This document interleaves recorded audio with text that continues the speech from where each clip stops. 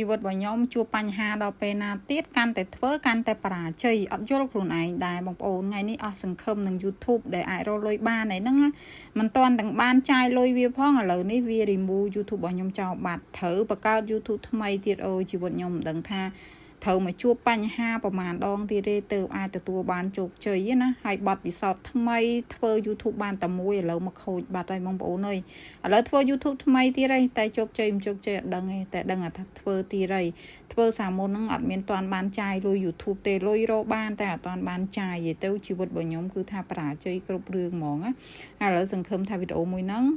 បងប្អូនអាចនឹងមើលឃើញហើយបងប្អូនដែលគាត់ធ្លាប់ស្គាល់ខ្ញុំអញ្ចឹងហើយកុំភ្លេចជួយចុច Channel YouTube របស់ខ្ញុំថ្មីនេះផងដោយសារតែអាចាស់ហ្នឹងគឺថាចូលលេងកើតប្រើលេងកើតវា remove ចោលតែម្ដងនិយាយទៅអត់មានខុសគោលការណ៍អីទេ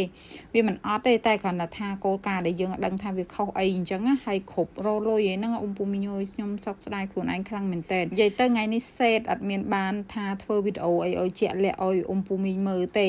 ថ្ងៃហ្នឹងខ្ញុំធ្វើស៊ុបមីស៊ូដែរក៏ប៉ុន្តែគ្រាន់ថាធ្វើកាត់អញ្ចឹងមិនទេឲ្យតែមានលហុងមានការ៉ុតអីហ្នឹងដឹងតែចង់ធ្វើស៊ុបហើយនិយាយពីថាខ្ញុំចូលចិត្តទឹកស៊ុបខ្លាំងមែនតើ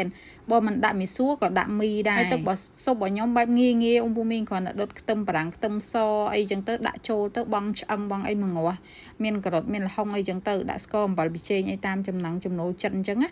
ហើយនិយាយទៅយកមកឆុងមីក៏បានដាក់មីស៊ូដាក់អីក៏បានដែរហើយយើងថែមគ្រឿងក្រៅតិចតួចទៅអូជាតិឆ្ងាញ់ខ្លាំងមែនតើសូមឲ្យអ៊ំពូមីងជួយចុច Channel YouTube របស់ខ្ញុំម្នាក់មួយផងដោយសារតែខ្ញុំចាប់ផ្ដើមបង្កើតថ្មីអញ្ចឹងណាខ្ញុំនឹងដាក់ link Channel YouTube របស់ខ្ញុំនៅក្នុង page ហ្នឹងហើយអ៊ំពូមីងចាំចុចចូលទៅអរគុណច្រើនអ៊ំពូមីងសម្រាប់ការស្រឡាញ់ចូលចិត្ត